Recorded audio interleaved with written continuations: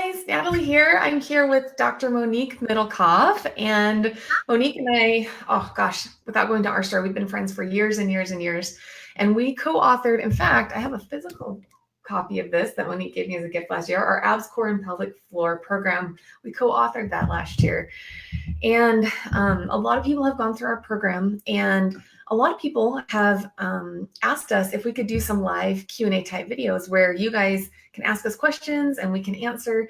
And so we wanted to open this up. So we're going to do the next 30 minutes. We're going to answer any questions that you guys have about any of these topics around maybe how your body changes after pregnancy, or diastasis recti, which is a weird sounding word, but it's the separation of your ab muscles, or pelvic floor dysfunction, which Monique can talk more about, or body image issues, which is something I really struggled with after I had my babies. So any questions you guys have, leave them in the comments. Nothing's off limits. We also have a couple questions that people wrote in. And side note, I shall say, I don't know why I look pink and red and sunburned in my office here.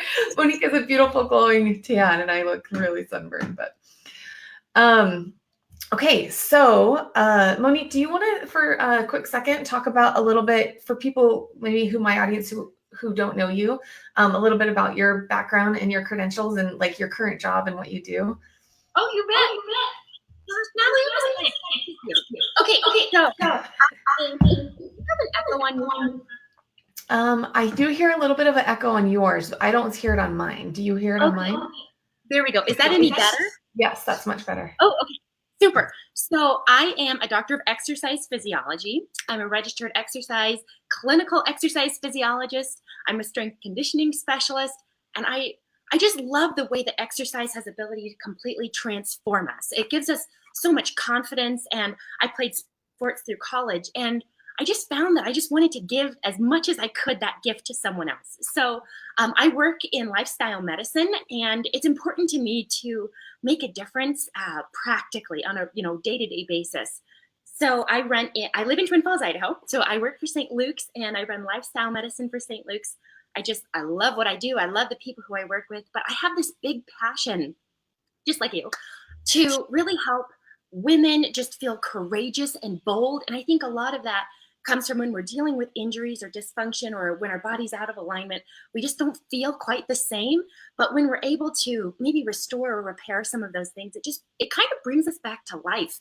And so it's sort of like my life mission, to help people just feel strong and confident. And exercise is such a wonderful way that we get to be a part of that.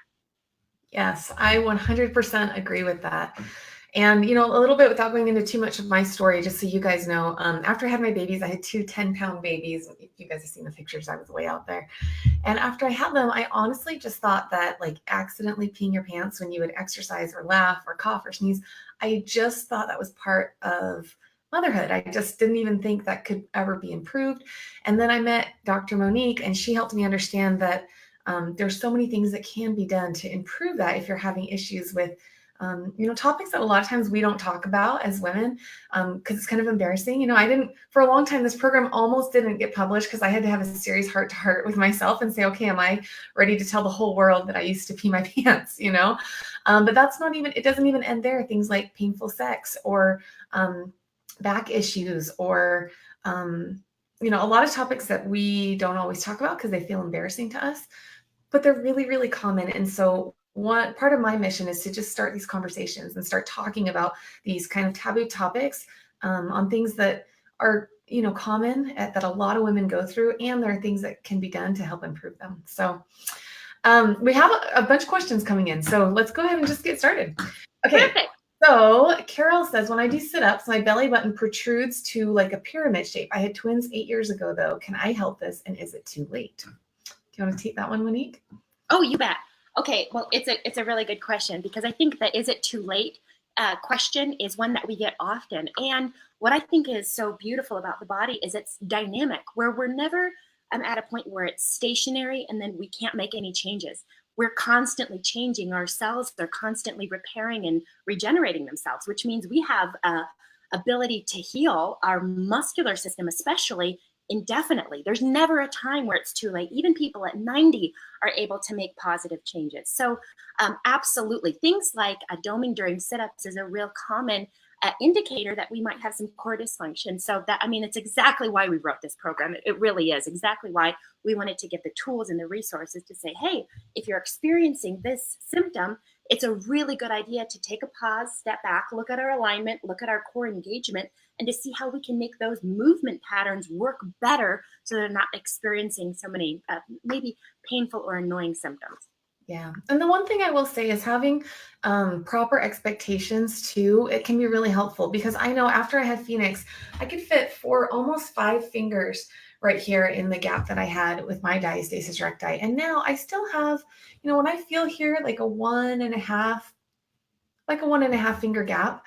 And for me, if I wanted to completely eliminate that gap altogether, I would probably need surgery. But for me, I'm happy with, like, that's functional for me. I feel like it still looks okay.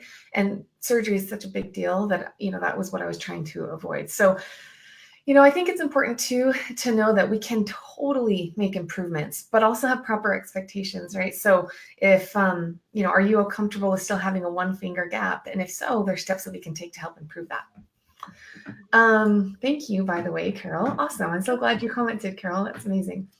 Okay, so Anna says hi. Let's see here. Oh my gosh, so many questions coming in. Are planks okay for that?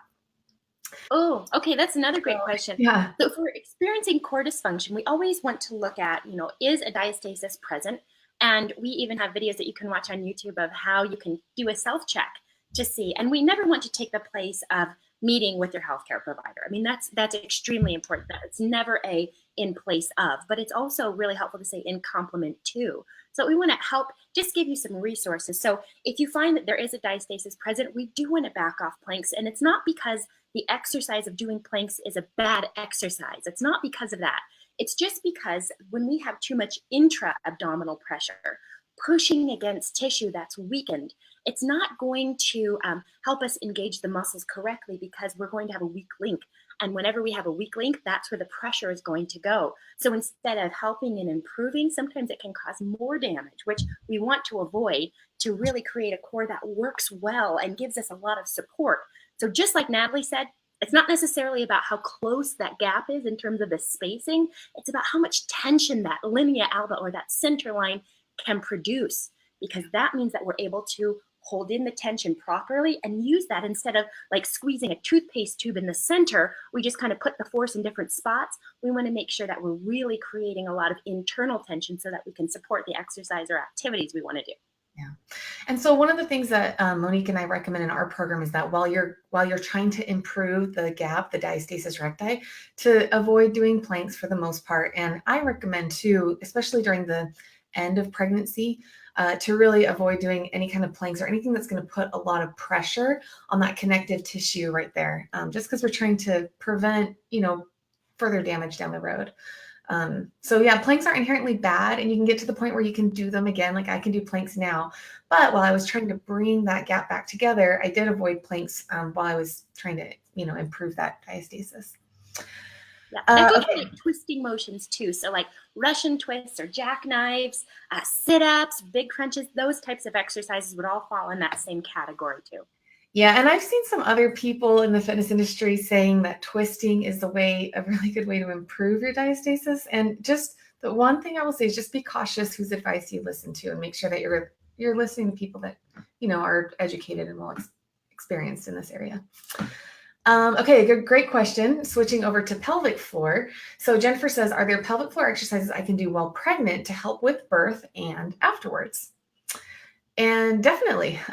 So I actually just came out with a pregnancy program called Baby Bump Trainer. And this is one of the things that I talk a lot about during my training program. So one of the things that's really important, and Monique, you can hop in here too, is that, so I used to just think if somebody would have told me your breathing matters and your posture matters, I probably would have rolled my eyes and thought, I know how to breathe and I know how to stand, right? But the thing that's interesting is that I used to think your core was just the muscles that made up a six-pack. And I just thought when you get pregnant, your core gets really stretched. And that's kind of what I thought. And it wasn't until I got some more training, got more educated, that I started to realize that your core is actually, there's 4 different areas. It's your diaphragm. It's the muscles around your back. It's your ab muscles. It's also your pelvic floor muscles. So all four of these areas work together as a whole unit instead of just, how can I fix my pelvic floor? How can I fix the separation of my abs, right? And so some of the things that are really important is to really make sure that you have really good alignment, especially during pregnancy, because it's the baby's so heavy, your boobs get heavy, that it's really easy to want to hunch forward. Well, think about it. When you're hunched forward, you're going like this, right? And so you're pushing a lot of pressure downward, which isn't strengthening and making your core work functionally as a whole. Same with breathing. And so what we focus on are called our deep core exercises, where especially in pregnancy, and I don't have a pregnant belly, so sometimes it can be hard to visualize, but you want to sit, on the edge of your chair. So your sit bones are, hitting the chair right there. And then what I focus on is making sure that you're activating all four areas of that core, breathing in, and then contracting the muscles of your pelvic floor. And then maybe Monique can hop in here. So sometimes when I say contract the muscles of your pelvic floor, people are like, for years, I didn't even know what a pelvic floor was, right? So I understand that. And so don't feel embarrassed if you're like, I don't know what that even means. Sometimes you can start by thinking, what we used to call, what are called Kegels. That's what I used to think what a pelvic floor contraction was. And that's a good start right there. But Monique, if maybe you want to hop in and. Oh, sure. No, you're nailing it. So the question was, what are some of the things that I can do now to prevent issues later? And you're so spot on. If we can prevent issues, it's such a better experience than having to fix things down the line. So doing some exercises that are a strong contraction, a pelvic floor contraction, which would look a lot like a pelvic floor lift, as opposed to just like a vaginal contraction, like we tend to think about. We think, okay, contract your vagina is tend to be the mental thoughts we have, as opposed to lift the pelvic floor. And, I think sometimes as women, we're afraid to actually see how our muscles work. So don't be afraid to touch your core to really feel your muscles engaging with the pelvic floor too. It's not a sexual or inappropriate thing. We would just want to make sure that the muscles that we want to contract are actually contracting. So feel free to feel it and make sure that we're using that muscle lift as opposed to just a vaginal contraction like we used to think about. Now, another thing is sometimes we think about more is better. Should I be contracting my core or my pelvic floor all day long? And we know that that's actually not ideal. We wouldn't carry around a weight in our hands to work on our bicep curls all day long. It's really better when we work on an exercise and then rest and relax and give those muscles time to repair, because that's how they build strength and how they build support, so that we have that supported pelvic floor to avoid issues down the line. Now, we can't avoid everything, but we can give ourselves the best chances possible to really help eliminate extra issues. Definitely. And then real quickly, the last thing I try to do is at the end of pregnancy, really avoid high impact activities. So things like jumping, box jumps, which I wouldn't do box jumps pregnant anyways, because I'm so clumsy. Even running, depending on the strength of your pelvic floor. I didn't think running used to be high impact, but think about it. Every single time you take a step, the weight of that baby is pushing down on your pelvic floor. So I suggest, especially like at the end of the second and the third trimester, to really eliminate any high impact activities, because that will help your recovery afterwards. Okay, right. We have about 30 extra pounds in your abdomen pushing down on your pelvic floor. Even if you're incredibly strong and a really great athlete, it's a lot of weight to have to absorb. Mm-hmm. And trust me, when I was pregnant, I would have heard that advice and thought, I don't want to stop running. But remember, it's a short phase of life, even though it doesn't feel like it when you're pregnant, right? And if you can do these things now, it'll help you. It can help you a lot later. Okay, we have 5 of the same type of question that came through. So I'll show each one. Basically, Emily said, what's a good expectation for a timeline to improve diastasis recti? Ashley said, how long does it take before you notice improvements? I had twins a year ago. I have quite a gap and a pouch right below around my belly and below. And then Ashley said, it's been almost 2 years. Will the ab separation go away? Will my stomach ever be flat again? So a lot of questions on a time frame or a timeline. Going back to what I said earlier, I also think it's important to have proper expectations. So, just like if somebody's trying to lose weight, one person might lose weight a little bit faster, one person might lose weight a little bit slower. And so the key is not to compare your results to anybody else's. I know Monique can probably talk more on this, the specifics of what our program does and kind of your recommendation on that. Oh, yeah. So especially if you're a new exerciser, you're doing exercise for the first time, the amount of change that we can get in the muscle due to our nervous system changes are actually pretty quick. sometimes within 2 weeks, we can start to feel our core engaging properly. And when we say properly, it means that it's firing at the times that we ask it to, and in kind of a comprehensive, front, top, bottom, and towards the back and sides. Now, that type of core engagement, that can happen pretty quickly. But in terms of creating a flat stomach, flat abdomen, we kind of have two things at play, right? We need to get the underlying muscle system, that's kind of like the foundation, nice and strong and supported, right? With that linea alba that's able to support the tension. And then we also have to remove the layer of body fat that's over top of it. Now, we call that subcutaneous fat, which just means it's sitting right under the skin. Now, just by working on strengthening the muscles, that part doesn't just go away. I think we would be cajillionaires if we could figure out a way to do that. But the body doesn't work that way. So we know that we have multiple components of eating right and exercising appropriately. Those things together will help us to create those types of results. So it's not just repairing our core that creates that stomach. But I can say, as we bring in kind of like an internal corset, the internal and external obliques and the transversus abdominis, I'm using my hands like this because it's kind of how it wraps around our core. That really does help to bring in and reduce that circumference so that we feel significantly tighter and more supported. Awesome. Perfect. Corinne commented, she said, my boys are 12 and 10. I noticed a difference the first week, especially with my back pain. It was super rewarding to feel how much my body became immediately stronger. Just my experience. Yay. I love that so much. And, I will say we have, at this point, thousands and thousands of comments from women saying that they notice a big difference after even just the first week. So, go ahead and give it a try. We do sometimes women have to go through the program, the 30-day program, like 2 cycles of it to really see the results they want. But it's a really good program that really works well. Beth says, I have a lot of belly fat. How can you tell if you have diastasis recti? So that's a great question, Beth. We have a lot of videos on our YouTube channel showing how to test, yourself to see. Obviously the best way is to go see a doctor, but if you want to try and test at home, we have some videos showing how. But it is more difficult to tell if you have a lot of additional abdominal fat. Monique, do you want to take that one? Oh, yeah. If you went to get it evaluated, where it is difficult to feel from the outside, an ultrasound test is actually really effective at giving that view of what's going on the inside. So if your healthcare provider recommends it, it's a different way to look at it, but it's a really good internal picture using external tools. Awesome. Yeah, we actually got quite a few questions with that exact same answer. So if you're laying down and you're engaging your core like we suggest, and you're having a hard time feeling around or knowing what to feel for, like Monique said, talking to your doctor can be an awesome second route there.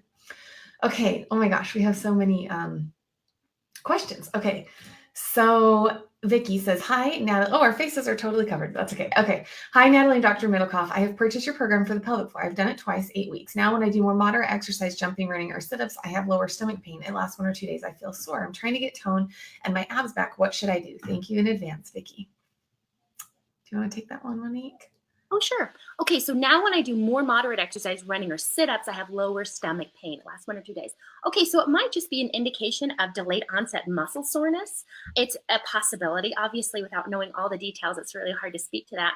But it's something to identify, that our body always gives us signals of how it's responding to the stimulus that we give it. So if we're doing something that might be a little too strenuous for where we are right now in our fitness or our strength, it can give us signals of pain or a little bit of discomfort. When we run into pain signals, we want to pay attention. It's kind of like an indicator to us that we need to be really paying attention and aware of what's happening. So if we're doing too much too soon, maybe this is a moment where we're doing too much too soon. Our body's giving the signal of, hey, we need to back off, slow down, or stop. Now, if you try backing off, maybe doing maybe less time running, or fewer sit-ups or fewer jumping jacks, or whatever exercise you're doing, and you find that you don't have as much pain, that's a good indication to say, okay, let's build from that point instead of reaching too much too soon and then ending up with pain. Yeah, I actually experienced that myself afterwards. I remember thinking like, okay, I went through the program, now I'm just going to jump right back into my high impact stuff. And that was a mistake. And that's why we actually wrote a program to help ease you back into because our ultimate goal, right, is to get you back to doing all the exercise and activity that you want to do. But just like Monique said, like if you are having pain, if you're peeing your pants on accident, if you are, having any of those, if you're falling down, if you're having posture issues, like those are all signs that you're probably trying to do exercise that's too advanced for where you're at right now. That doesn't mean that we can't get you there eventually.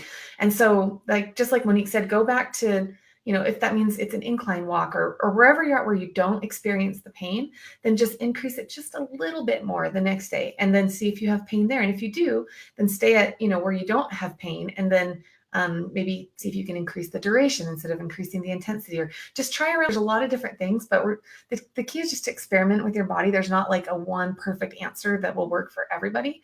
And then just really like try and be in tune and listen to your body, because it will tell you the cues are there. And if you push yourself too hard, you can end up hurting yourself. Okay, Amy says, hey, Natalie, how do you know when surgery is your last option? Ooh. It's a great one, and I can take this one. I think that is the perfect conversation to have with the healthcare provider who knows you best. So if you've been meeting with a women's health PT or a urogynecologist, someone who is giving you personalized feedback, that is the person who you want to look to, and always get a second opinion. Because I think sometimes when we're, trying to use all of the resources that we have available, we can get a little bit lost to know, like, have I exhausted all my options? Have a conversation with the person who you trust, who knows your medical history, who knows the effort that you've already given. Because for some people, that could be a pretty clear indicator. Sometimes if you've had triplets or quadruplets where you have so much separation that your healthcare provider may tell you that we know that a surgical intervention is the best option. But it's not something that we can just decide without having that input or having that personalized conversation. Yeah, I definitely agree with that. And the other thing that I wanted to talk about too is Monique mentioned seeing like a women's health PT. And I remember before not even knowing that there was even somebody like that I could go see. And so that's one of the things, I'm hoping that these kind of conversations can change the language around women's health. But, if you're having issues if you just had a baby and you have your 6-week checkup, be open with your OB. Don't be embarrassed to say, hey, I'm having pain during sex, or, hey, I'm having vaginal heaviness, or I'm having massive hemorrhoid issues, or I'm having, peeing my pants when I sneeze and I cough. And then talk to them about it and say, who else can I go to? Can I get a referral? Or even go to your general doctor if you're having any of those symptoms. And they can usually refer you to, and there's different names depending on where you live. They're, women's health physiotherapist. And really, like, those are the experts that are trained in this specific area and can give you the most one-on-one, hands-on advice. There's different devices that Monique actually taught me about that they can check vaginally to see the strength of your vaginal contractions and to see any pelvic floor issues that you might be having. They can really test. Like, our program is awesome for somebody who maybe can't go see a doctor or whatever, but we're not ever saying that it takes the place of a doctor. And always, if you're having any of those issues that aren't improving, definitely go see a specialist for it. Okay, we have wondering on your opinion on belly bandits as well. It seems legit to give the muscles extra support. So this is something that is highly debated, and you talk to lots of different professionals, you might get lots of different answers. So I think Monique and I will probably each give our own opinion on this.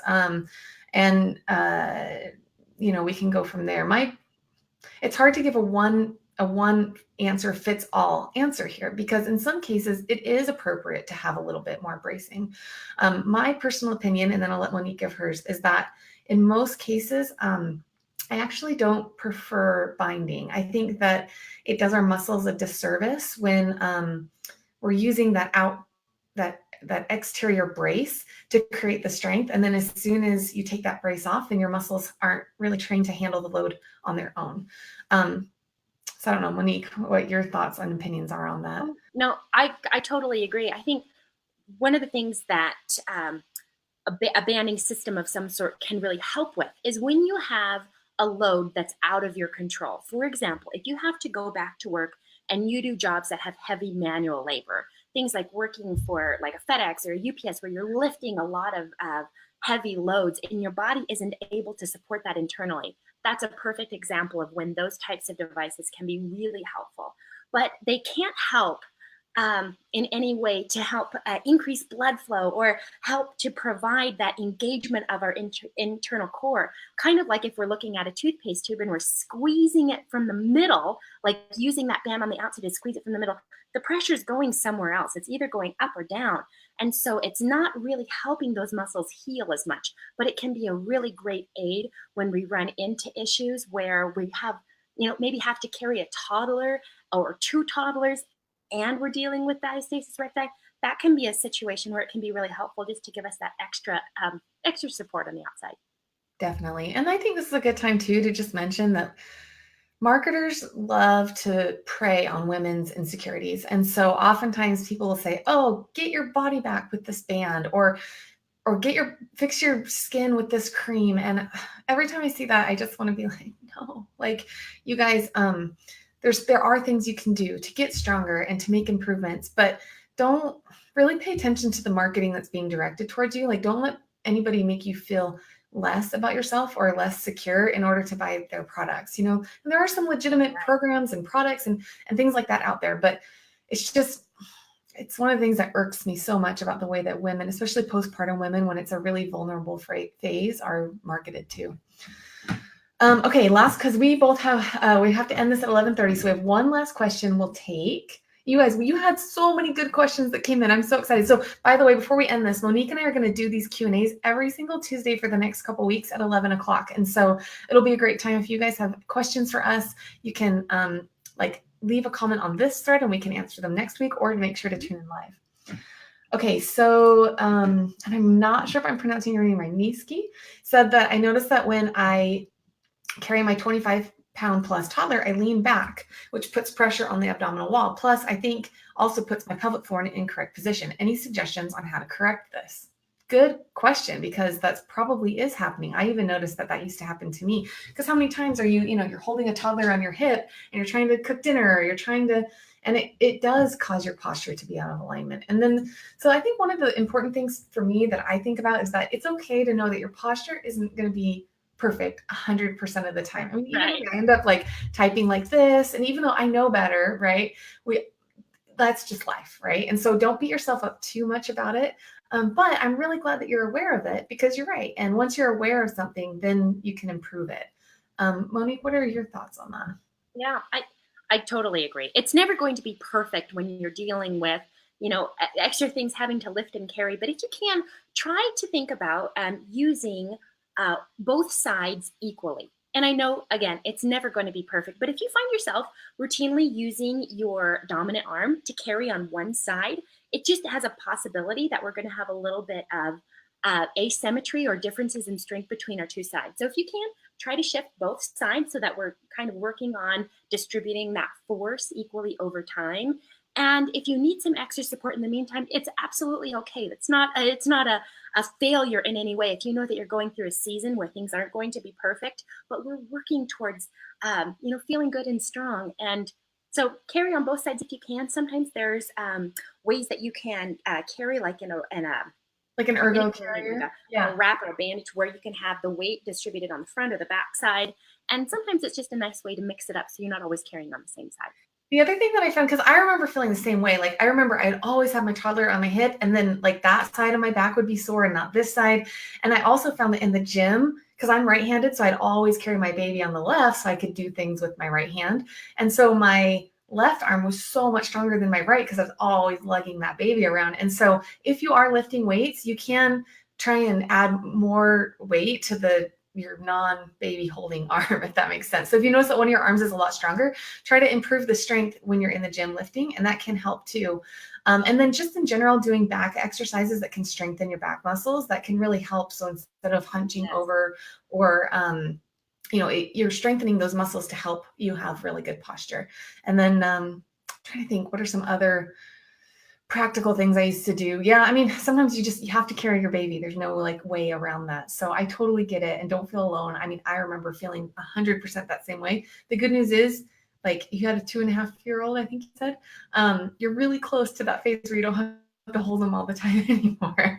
I was just talking to some of my employees about this, and like, so many of us have young babies, but now I feel like my kids are 8 and 5. I'm like, you guys, there's light at the end of the tunnel. It really does. It gets so much better. So, okay. Well, Monique, thank you so much for your time today. I know that you guys, Monique left, like she was at the hospital and she came to do this live video, and you were amazing. And I appreciate your time so much because, you know, oh shoot, am I frozen? Oh, I think we're okay. I know that Monique can speak in ways that I can't. And so as a team, we just make a really good combo together. So Thank you. I appreciate everybody. This has been fun. Yeah. So let's keep doing these for the next couple weeks and just see how they go. And if people like them, we'll keep doing them. And if you don't, then we won't keep doing it, but we'll try it. And our goal is to just continue to educate people, to spread the word, to reduce the amount of shame around these topics, and just let people know that these are normal or they're common. Like a lot of women go through them, and there's things that can be done to improve it. Yes. Okay, awesome. Bye, guys.